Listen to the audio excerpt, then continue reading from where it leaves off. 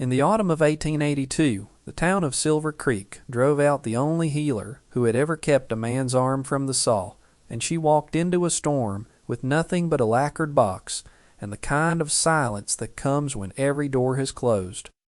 She crossed an ocean because Japan outlawed the medicine her grandmother taught her, and the frontier promised a place where her hands weren't a crime, and that promise broke. Then a rancher she had never met found her shaking in his barn and said 4 words she wasn't prepared to hear. Stay until the end to see how a woman trained in the old ways of Japan turned the cruelest night of her life into something no one in that territory expected. If it moves you, hit that like button and drop a comment with your city so I can see how far this story travels. Silver Creek existed because someone had been too tired to go any further. 3 saloons lined the main street, their signs faded to the color of old whiskey, and a general store with a crooked door sold everything from flour to tin plates at prices that would have embarrassed an honest man. The doctor's office sat at the end of the block, but most folks knew that Dr. Whitmore kept a bottle of rye in his medical bag and used it more often than his scalpel. It was the kind of town where a stranger was noticed before they'd tied their horse, where every face on the street was a face that had been seen 100 times before. Haruko had been in Silver Creek for 3 weeks. She had arrived on a supply wagon from the railhead at Carson City, the only Japanese person anyone in this territory had ever laid eyes on. The driver had left her at the general store with a single trunk and a nod, and she had walked inside and rented the room behind the shop with cash. She counted out in small, careful stacks. The store owner, a man named Pratt, whose beard grew in patches like sparse weeds, had taken the money without looking at her face. He called her the China woman when he mentioned her to others, and she didn't correct him, because correcting a man who held your roof over your head was a luxury she couldn't afford. She was small-framed and precise in her movements, the kind of thin that came from years of discipline rather than hunger. Her jet-black hair was pinned in a traditional Japanese knot at the back of her head, held in place by 2 lacquered sticks that caught the light when she turned. Her face was all sharp angles, high cheekbones, a narrow jaw, and eyes so dark they looked black in the shadow of the doorframe. She wore a kimono beneath a dust-coated trail coat, the silk a deep indigo that had no business being in a town like this, and she never wore Western clothes, not once, not even when Pratt suggested it might make things easier for her. Her room behind the general store was narrow and smelled of dry goods and mouse droppings, but she cleaned it within an hour of arriving and set up her practice with the efficiency of someone who had done this before. The lacquered medicine box sat on the only table, its brass clasp catching the amber light of a kerosene lamp that flickered against the wall. She opened it each morning with the kind of care most people reserve for prayer, dried herbs in paper packets arranged by function, needles in a silk roll so fine they caught no light at all, a small ceramic burner for moxa, and a mortar and pestle worn smooth by her grandmother's hands in Kyoto before Haruko was born. A few people came to her in secret during those 3 weeks. Pratt's own wife, when the whiskey-soaked compresses her husband favored, did nothing for the joint pain that had been stealing her sleep for months. Haruko prepared a decoction of herbs she ground fresh in a mortar, and the woman slept through the night for the first time in a year. A ranch hand named Pete brought his arm to her after a horse rolled on it, and the wound turned the color of spoiled meat, festering and hot to the touch. She cleaned it with boiled water and a tincture she prepared from bark and dried root, packed it with a poultice that smelled like earth and something faintly sweet, and wrapped it in clean linen. Pete kept the arm. He told 2 other men, who told 2 others, and the information moved through Silver Creek the way information always moves through small towns, in whispers and behind hands. But quiet gratitude doesn't protect you in a place like this.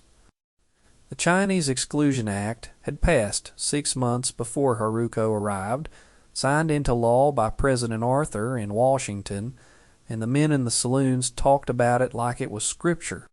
They called it keeping the country clean, and they meant it, and they didn't know the difference between Japanese and Chinese, and they didn't care to learn. The sheriff, a tall man named Carswell, who wore his badge like it was a cross to bear, had offered nothing about Haruko one way or the other. His silence was its own kind of verdict. Pratt was starting to feel the pressure from the men who drank at his counter and asked him why he was housing a foreigner, and his answers were getting shorter and his eyes were getting harder, and the room behind the store was beginning to feel like borrowed time. The lacquered medicine box sat closed on the table each night, its brass clasp catching the lamplight, holding everything her grandmother had taught her and everything she had carried across an ocean to practice. It was the one object she wouldn't lose. It was the one door that wouldn't close. The breaking point came on a Thursday, and it started with Dr. Whitmore. His wife had gone to Haruko in secret, and someone had seen her leaving the back room, and by evening the whole town knew. Whitmore stood in the saloon that night with a drink in his hand and his pride bleeding out of him in public, and he told every man who would listen that the Japanese woman was practicing without a license, that her needles were some kind of heathen witchcraft, that the federal government had just banned people like her in Silver Creek should do the same. He was a man who had been humiliated, and humiliation in a frontier town is a fuel that burns hotter than whiskey. The mob didn't form as a violent rampage. It was colder than that. It was organized, deliberate, the kind of cruelty that wears a clean shirt and speaks in reasonable tones. Whitmore went to the sheriff and presented his case as a matter of law and public safety. Carswell listened, with his arms crossed, and offered nothing useful, nothing that would protect her, nothing that would condemn her. He claimed the town would sort it out, which was the same as handing the match to whoever wanted to light it. Pratt came to Haruko's room the next morning and told her she had 1 hour to pack. He didn't meet her eyes when he said it. He looked at the floor, at the wall, at the door frame, everywhere except at the woman standing in front of him. Haruko packed with precision. She folded her spare kimono, the pale blue one she wore when she washed the indigo, and wrapped it in cloth. She rolled the silk needle case and tucked it into its compartment in the medicine box. She closed the brass clasp and wrapped the entire box in a square of oilcloth that would keep the rain out. She didn't beg. She didn't argue. She didn't explain that she had kept Pete's arm, that she had given Pratt's wife the first full night of sleep in a year, that the doctor's own whiskey was more dangerous than anything in her box. She picked up her things and walked out of the room she had rented, with her back straight and her face still, the kind of calm that only comes from having already accepted the worst possible outcome. The sound followed her down the main street, boots on wooden planks, a dozen pairs at least, keeping pace behind her but not too close, the way men follow something they want gone but don't want to touch. Small stones hit the back of her trail coat, thrown by hands she couldn't see and didn't turn to face. One caught the edge of her ear, and she felt the sting, but she kept walking, her eyes fixed on the road ahead, the medicine box pressed against her chest. The amber light of kerosene lanterns glowed in shop windows along the street, each one a warm rectangle of light with a door that wouldn't open, each one a face, watching from behind glass that had decided she didn't belong. She had healed people in this town. She had kept a man's arm from the saw. The doctor's own wife had come to her when his remedies failed, and not one person stepped forward. Not one voice called stop. Not one door opened. She walked past the general store where Pratt stood in the doorway with his arms folded, watching her go, and she didn't look at him, because looking at him would have required her to feel something, and she had used up her feeling on the boat from Yokohama, when she watched Japan disappear into the fog and understood she was never going back. The road out of Silver Creek stretched west into open territory, dry and flat, and empty of everything except scrub brush and the kind of silence that presses against your ears like a physical weight. She walked, and the town shrank behind her, and the sky above the ridgeline was beginning to change. The storm built slowly, and then all at once, the way territory storms do, the kind that turn dry creek beds into walls of water and kill travelers caught in the open without warning. The wind came first, carrying ice crystals that stung exposed skin and turned breath into white clouds that hung in the air like something alive. Then the rain, cold and horizontal, driving so hard it felt like gravel against her face. The temperature dropped fast, faster than her body could adjust, and the kimono beneath her trail coat soaked through in minutes and began to pull heat from her like a sponge pulling water. She walked for hours. Her hands went numb first, then her feet, the cold climbing her legs in steady increments that she could track like the ticking of a clock. The medicine box got heavier with every step, the lacquered wood slick with rain, the oilcloth wrapping doing what it could but losing the fight against the volume of water coming down. She didn't set the box down. She adjusted her grip and kept walking because the box was the only thing she had left from her grandmother, from Kyoto, from the life before the Meiji government outlawed her medicine and stripped her license and told her that the old ways were dead. The box wasn't dead. Her hands weren't dead yet. She kept walking. The territory road branched, and she took the fork that led away from Silver Creek because every direction away from that town was the right direction. The land opened up into low hills dotted with scrub oak and gray rock, and the rain turned the dirt into mud that grabbed at her shoes with each step and released them with a sucking sound that was almost comic. Her teeth were chattering now. A rapid involuntary percussion she couldn't stop, and her vision was narrowing at the edges in a way she recognized from her medical training as the first stage of hypothermia. She had perhaps an hour of useful consciousness left, maybe less, and then the cold would finish what the town had started. She found the structure in the dark. A barn, or what she thought was a barn, a dark shape against a slightly less dark sky.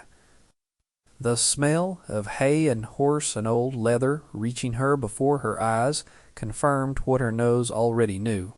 She pushed through the door with her shoulder because her hands were too cold to grip, and it swung inward on iron hinges that groaned like something in pain. The inside was dry. The inside was warm compared to the storm. She collapsed against the nearest stall wall and slid down until she was sitting in the straw. The medicine box still pressed against her chest, shaking so hard that the straw beneath her rustled with each tremor. She curled into herself in the straw, knees drawn up, the box wedged between her chest and her thighs, and for the first time since she left Japan she let herself feel the full weight of what she had lost. Not the town, not the stones, not the doctor's pride, or the sheriff's silence, or Pratt's averted eyes. The loneliness, the bone-deep certainty that there was nowhere on this continent where she was wanted, that every door would close, that every town would drive her out, that she would walk until the cold, or the hunger, or the loneliness finally won. She closed her eyes, and the tears came and mixed with the rain on her face, and she couldn't tell which was which, and she stopped trying. The lantern appeared in the barn doorway an hour before dawn. A kerosene lantern, the kind that burned oil and threw a flickering amber pool of light that moved with the hand that carried it, unsteady and warm against the black. Haruko heard the boots first, heavy ones on the packed earth floor, and then the light found her, and she raised one hand against it and blinked, and the man holding the lantern stopped. He was tall and broad, with the kind of weathered face that looked like it had been left out in the sun and wind for 40 years and had stopped complaining about it.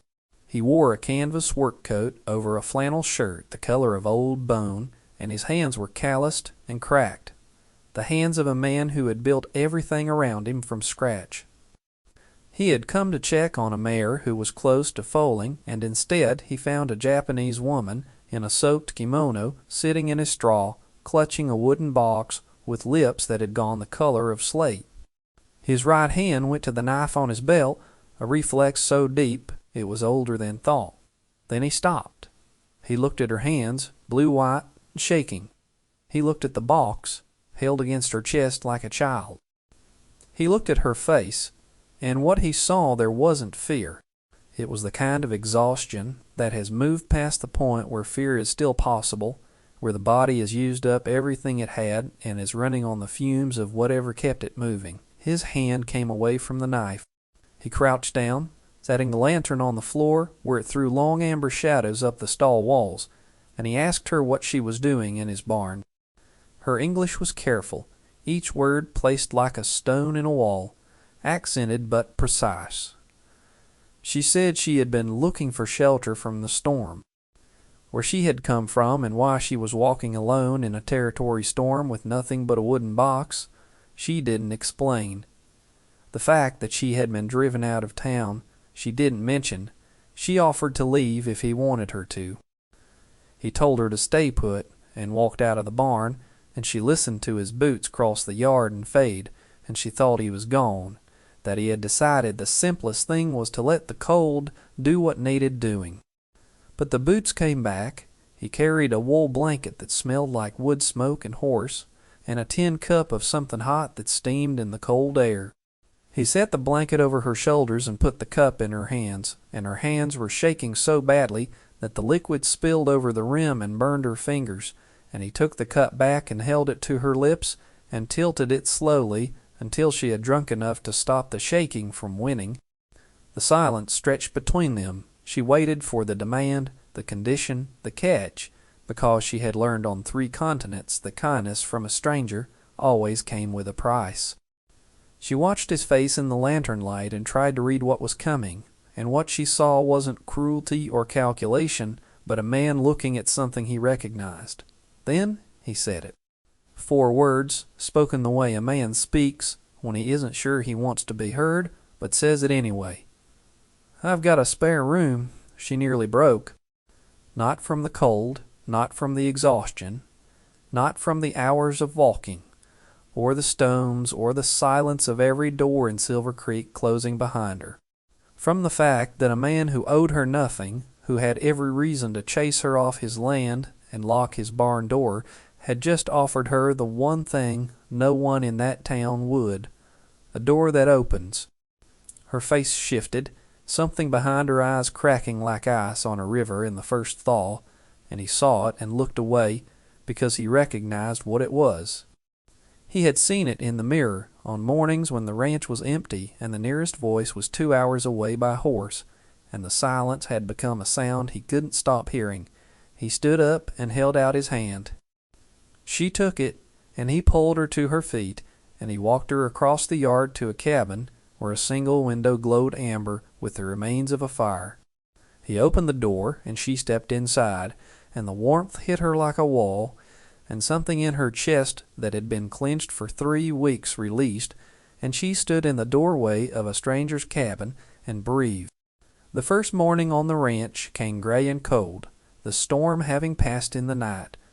Tucker's spread sat in a shallow valley between 2 low ridges, a main cabin built from cottonwood logs, a barn bigger than the cabin, 3 corrals, and a few hundred acres of grazing land stretching west. His nearest neighbor was 2 hours away by horse, and the nearest town was Silver Creek, which was 3 hours in the opposite direction, and was a place he avoided when he could. The spare room was small and clean. A bed with a quilt that looked like it had been made by hands that knew what they were doing, a window facing east, a nail in the wall where a picture might have hung once, but didn't anymore. Tucker had built this room himself, added it to the cabin the second year he was on the land, and he had never explained to anyone why a man living alone would build a room he didn't need. Haruko didn't ask. She set the medicine box on the bedside table, hung her spare kimono on the nail, and slept for 14 hours straight. She was up before dawn the next morning, standing in the kitchen when Tucker came in from feeding the stock. She had found dried leaves in her medicine box, the last of a supply she had carried from San Francisco, and she steeped them in water she boiled on his stove. The tea was green and slightly bitter, nothing like the coffee he drank each morning, and she poured him a cup without asking if he wanted one. He drank it. He didn't comment on it. It was better than anything that had touched his tongue in years. and his silence said more than any compliment could have. She didn't ask to stay. She asked to earn her keep. She offered to cook the meals and clean the cabin and tend the garden plot behind the kitchen that had gone to weeds since whatever hands had last worked it had moved on. Tucker agreed with a grunt that meant yes, and neither of them called it what it was, which was a contract between two people who had both run out of alternatives and had decided not to examine the arrangement too closely. The medicine box opened on the kitchen table 3 days later, and Tucker watched from the doorway without announcing himself. She unpacked it with the kind of care that made each motion look deliberate. Lacquered compartments that slid out and locked into place, dried herbs in paper packets she arranged by color and function, needles in a silk roll that she unrolled on the table like a scroll, small ceramic burner with a tin of dried moxa that smelled like sage and something older than sage. She handled each item the way a woman handles objects that belonged to someone she loved, and Tucker understood without being told that the box was more than a tool kit. It was a biography. He picked up one of the needles from the table when she stepped away to check the stove. It was so thin he could barely feel it between his calloused fingers, finer than any suture he had seen the army surgeon use during his 1 year in the cavalry, and he held it up to the window light and couldn't see it at all. He asked her what she did with it. She didn't explain the theory of meridians or the flow of energy through the body or any of the practices she had studied for 12 years in Kyoto. She said it helps the body remember how to heal itself. He put the needle down and didn't ask more questions, but he watched her after that with a different kind of attention. The first proof came a week later. One of Tucker's horses, a bay mare he valued more than most people, had developed a swelling in her left foreleg that hadn't responded to his usual treatment of cold water and rest. He had been about to ride into Silver Creek for the farrier's opinion when Haruko saw the mare favoring the leg in the corral. She didn't ask permission. She prepared a poultice from herbs she ground in the mortar, a mixture that smelled like bark and clove and wet earth, and she wrapped the mare's leg in linen soaked in a decoction she boiled on the cabin stove. By morning the swelling was down by half. By the next day the mare was putting weight on it. Tucker checked the leg, checked it again, ran his hand along the tendon, and kept quiet. He held the mare's halter while she wrapped the second poultice, and neither of them knew that the next time the medicine box opened, it would be for him. The fence needed mending on the north section where the cattle had been leaning against the posts all summer, and Tucker had been putting it off because the north section was a 2-hour ride and the days were getting shorter. He saddled the bay mare on a Tuesday morning, told Haruko he'd be back by dark, and rode out with a sack of nails and a coil of wire, and the confidence of a man who had been fixing fences alone for 15 years. The horse spooked at a rattlesnake in the grass. The mare bolted sideways, and Tucker's weight shifted wrong in the saddle, and his left leg caught between the saddle horn and the fence post as the mare swung.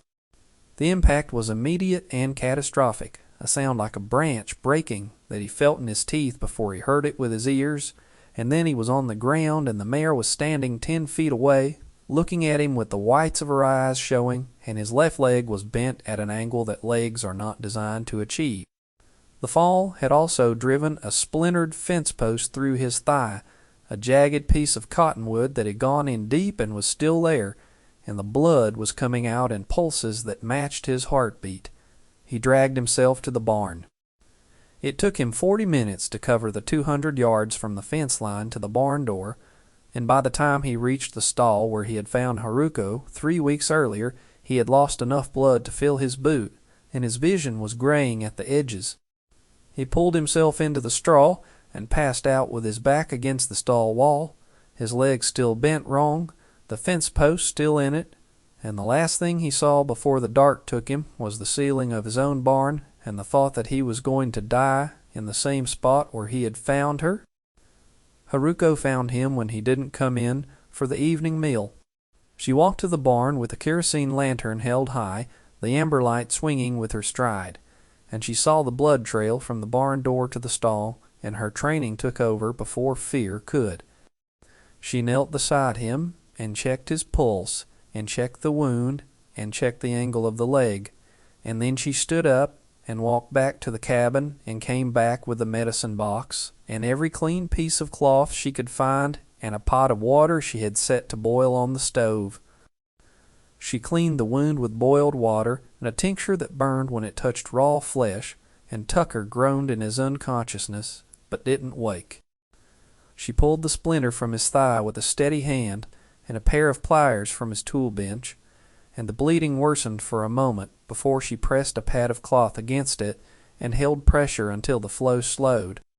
She used the needles from her box to close the wound, threading silk suture so fine it was nearly invisible, each stitch placed with the precision of a woman who had learned from a master and had practiced on wounds far worse than this in the years before Japan decided her hands were a crime. She packed the wound with a poultice of ground herbs and dried root and something she wouldn't name, and she burned moxa above the site, the dried mugwort sending a thin thread of smoke toward the barn ceiling that smelled like incense and medicine and something older than both. Tucker's breathing steadied, even though he was still unconscious, his body responding to the treatment in ways he wouldn't have believed if he had been awake to see it. She checked his pulse again, satisfied with what she found, and began the vigil. She didn't sleep.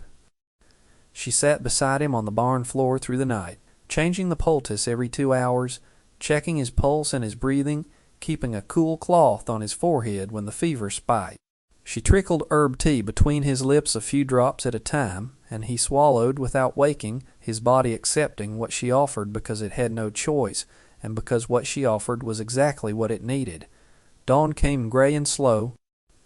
Tucker opened his eyes, and the first thing he saw was Haruko seated on the floor beside him, her hands stained with herbs and dried blood, her face calm, the kind of calm that only comes from having already accepted the worst. He looked down at his leg, wrapped in clean linen, the swelling reduced, the wound closed with sutures so fine they were nearly invisible. He looked at her. He hadn't expected that. He hadn't expected any of this.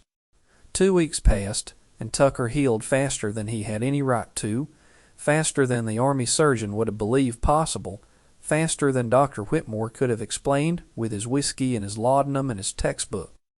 He was on crutches by the end of the first week, standing on the porch by the end of the second, watching Haruko run his ranch with the quiet efficiency of someone who had been managing land and animals since before she could read. She fed the stock and mended the fences and checked the herd and split the firewood and did the work of 2 men without complaint, and Tucker watched from the porch with something he wouldn't name because naming it would make it real, and real things could be taken away. The town noticed his absence. Tucker usually rode into Silver Creek every 10 days for supplies, and to drink at the saloon where nobody bothered him. When 2 weeks passed without a visit, Pratt mentioned it to the men at his counter. Whitmore suggested someone should ride out to check on Tucker, and the way he said it made it clear he was suspicious about what the Japanese woman might have done to him. Sheriff Carswell agreed to ride out, and he brought Whitmore and a man named Dell, who owed Tucker money for a horse and had been looking for an excuse not to pay. They arrived at the ranch on a Wednesday afternoon. Haruko was in the yard splitting firewood with an axe that was longer than she was, her hair pinned in its Japanese knot, her kimono tied at the waist with a cloth sash, the medicine box sitting open on a nearby stump where she had been sorting herbs before the wood needed splitting. They saw her before they saw Tucker, and the sight of a Japanese woman swinging an axe on a white man's ranch was enough to confirm every suspicion they had brought with them. Then they saw Tucker. He was sitting in a chair on the porch, his leg propped on a stool, the crutches leaning against the rail beside him, and the leg was wrapped in clean linen, and the swelling was gone, and the color was good, and he looked like a man who was healing the way men heal when they're young, except Tucker wasn't young. Whitmore stared at the leg with an expression that moved from suspicion to confusion to something that looked a lot like professional embarrassment, because the wound he was looking at had been managed better than anything in his own bag could have managed. The doctor spoke first. He told Haruko she needed to leave, that she was practicing without a license, that the law was clear on this matter, and the law didn't make exceptions for barns and spare rooms. Carswell stood behind him with his hand on his belt, not reaching for anything, but letting the gesture do the talking. Dell leaned against the corral fence and claimed Tucker didn't look like himself, that maybe he wasn't thinking straight, that the woman had probably drugged him with whatever was in that box of hers. Tucker stood up from the chair, on crutches, with his legs still wrapped and his face still carrying the gray of 2 weeks of healing. He was still taller than all three of them and broader than two of them put together. He didn't raise his voice. He spoke the way he spoke to cattle and horses and fence posts, with the flat certainty of a man who doesn't need volume to make a point. He said, "She stays." Whitmore called her a fraud, and Tucker said, "The only fraud in Silver Creek was the man who charged $10 to kill a patient with whiskey and laudanum, while the woman he drove out of town saved his leg with nothing but herbs and needles and the kind of skill that doesn't come from a bottle." Carswell asked Tucker if he understood what he was doing, and the question wasn't really a question. It was a warning dressed in polite language, the kind of warning that means there will be consequences, and the consequences won't be polite. Tucker said he understood. Carswell said the town wouldn't forget this. Tucker said he hoped not, because it was about time Silver Creek had something worth remembering. They rode away in a column of dust that settled slowly over the yard. Haruko stood with the axe in her hands and watched them go, and Tucker watched her watching them, and neither of them voiced what they were both thinking, which was that the three riders weren't the end of it, but the beginning. The town squeezed Tucker the way it had squeezed Haruko, quietly and from every direction at once. Pratt refused to sell him supplies, claiming his shipments had been short. The farrier claimed he was too busy to shoe Tucker's horses. The feed supplier in the next town overcut his account, claiming the bank had flagged it, which was a lie that worked because Tucker couldn't prove otherwise. He was being isolated, cut off from the web of small transactions that kept a ranch alive, and they didn't discuss it because talking about it would have meant admitting the strategy was working. Then the crisis came, and it came from the direction no one expected. Sheriff Carswell's daughter, a 10-year-old girl named Lily, collapsed on a Sunday morning with a fever that spiked so fast and so high that her skin burned to the touch, and her eyes rolled back and she stopped recognizing her mother's face. Whitmore tried everything in his bag. He bled her with a lancet, which was the fashion in the schools he had half attended, and he dosed her with laudanum, and he applied mustard plasters to her chest and back, and nothing worked because the fever wasn't coming from her blood or her lungs. It was coming from an infection in a tooth that had gone bad, a lower molar that had abscessed and was poisoning her system from the inside, and Whitmore didn't find it because he was looking everywhere except her mouth. By Monday night the fever was still climbing, and Lily was delirious, and Carswell's wife Margaret, who had been one of Haruko's secret patients in Silver Creek, told her husband to ride to Tucker's ranch. Carswell refused, saying he wouldn't beg a favor from a woman he had helped drive out of town. Margaret told him that if his pride killed their daughter, she would take the girl's body and leave Silver Creek and never come back, and she meant it, and he could see that she meant it, and he saddled his horse. He arrived at Tucker's door at midnight, his hat in his hands, his face gray as dust.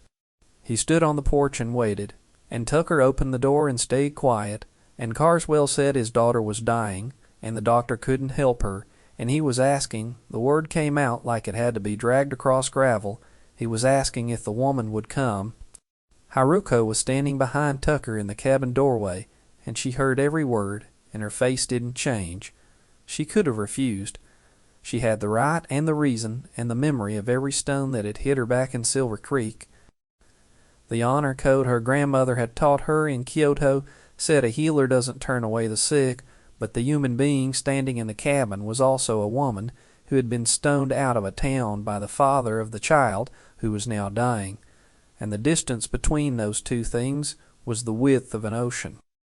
She picked up the medicine box and walked past Tucker and past Carswell, and stepped off the porch into the dark. Juan. Tucker watched her go from the doorway and didn't try to stop her because he understood what she was doing and that it wasn't his to stop.